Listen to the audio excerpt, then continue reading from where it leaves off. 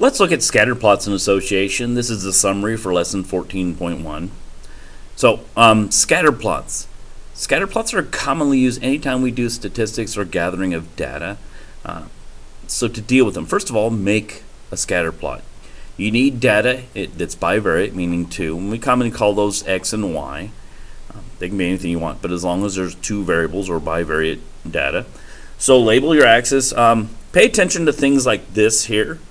This means that they have skipped the standard labeling and extended it out.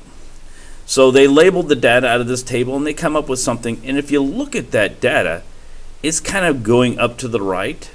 So we would call that a positive association, and it's basically linear, so we call it a linear association. Zero association means there's nothing there, and that's that by definition there's nothing there. Then we also have negative association. You'll see this one is nonlinear because if we drew a line it would skip a lot.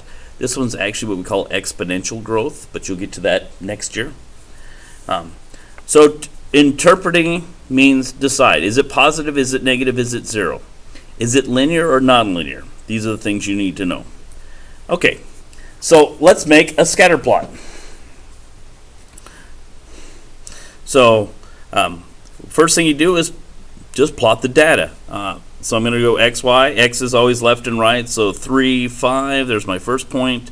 5, 5, there's my second point. 6, 6.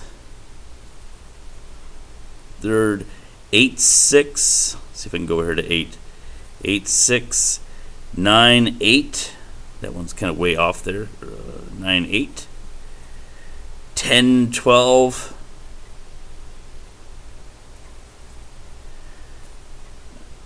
12, 15, so 12 way up here to 15, 13, 16,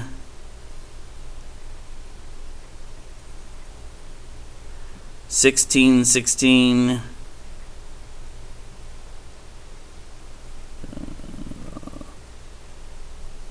having a hard time seeing the dots, didn't translate well for that, and lastly 17, 15. So when we look at this data, you'll see it definitely is a positive association. It's rising to the right here, but it's looking like it's nonlinear. That'd be my best guess doing this. I could try for linear, but I'd be pushing it because this one just kind of runs up like this. It actually almost, I won't tell you what it looks like, but you'll get there. All right, so that's how to make a scatter plot. All scatter plots can kind of be happy scatter plots.